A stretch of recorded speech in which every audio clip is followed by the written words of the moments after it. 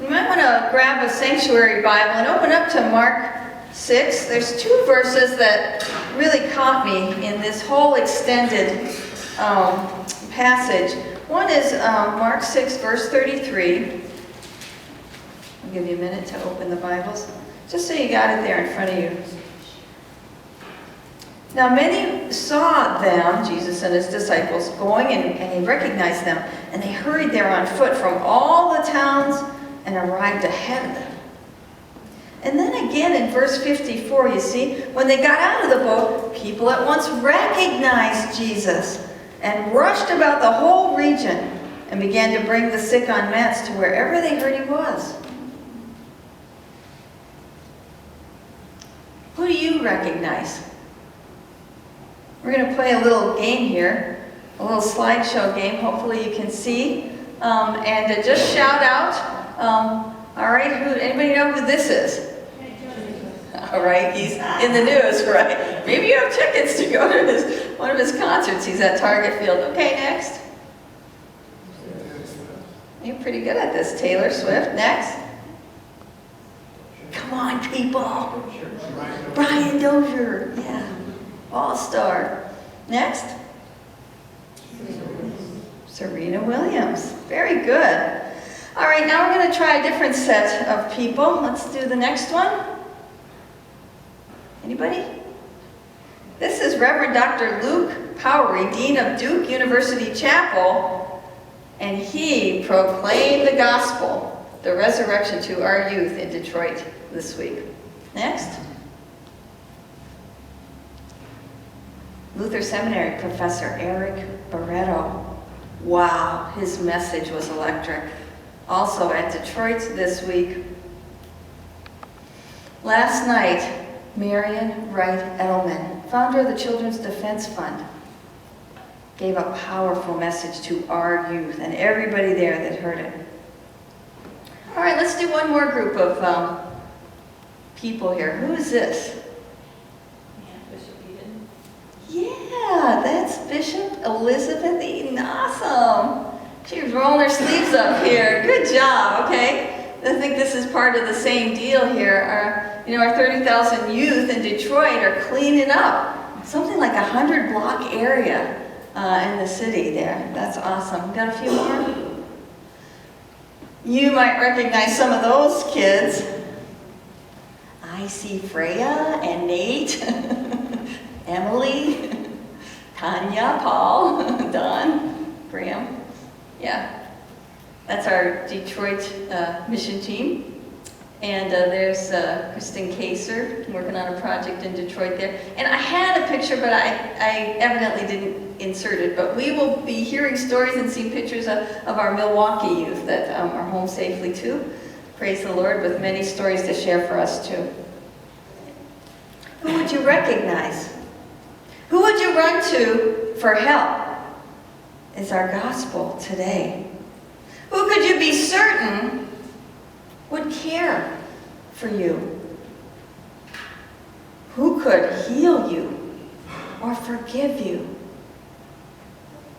Who would you run to? Of course, these are leading questions. They remind me of a children's sermon one time. The Sunday school director gathered the kids around, and she began this way. She said, I'm going to describe something, and I want you to raise your hand as soon as you know what it is. So the kids were pretty excited to play this game.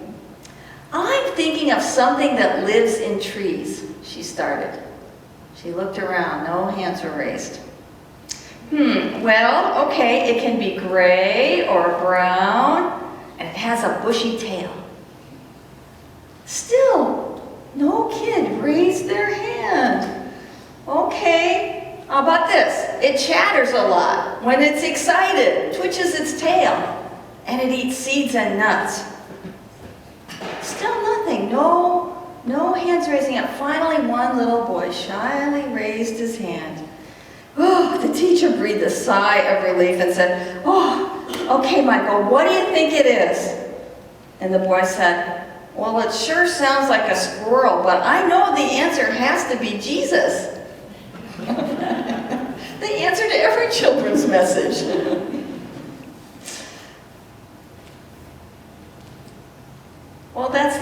through my leading questions, right? Who do we recognize? Who do we run to? It's Jesus. And boy, did those crowds know it, didn't they? Those crowds knew it in this gospel story. Jesus and his disciples were sure busy. They didn't even have time to eat.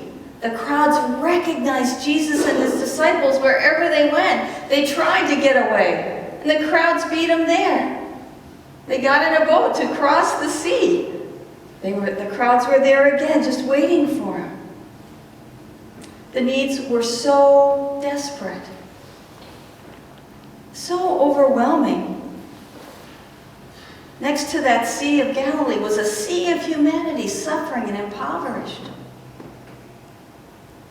They were like sheep without a shepherd, Mark says. And so Jesus had compassion for them, and he did not turn away. We can understand, though, the reaction of the disciples, can't we? I mean, we're only human. At the end of the day, we're tired. We have physical limits.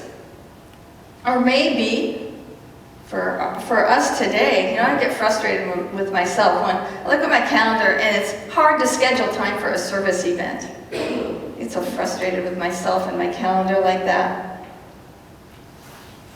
Or maybe we feel we're not qualified, to do a particular task, or nobody invited us or challenged us to discover something we didn't know we could do. You know that feeling, don't you, though?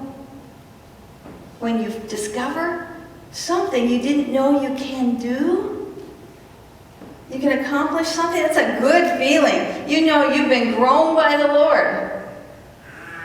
You've become strong in his strength.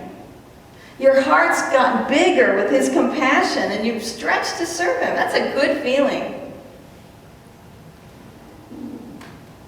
But we acknowledge the toughness of the disciples. They were tired, and the need was endless. And they thought they were going to get a break, but the crowd kept coming. And then Jesus tells them, so they say, okay, enough. Jesus, it's dinner time, stomach's rumbling. We got to send him away now. And Jesus says, no. You feed them. Incredulous, they answer, what? Are we supposed to get all kinds of money to buy bread to feed 5,000 people? Well, the answer to that was coming. And it wasn't about buying bread, but it was about giving bread. The bread of Jesus. The bread Jesus makes, the bread of life.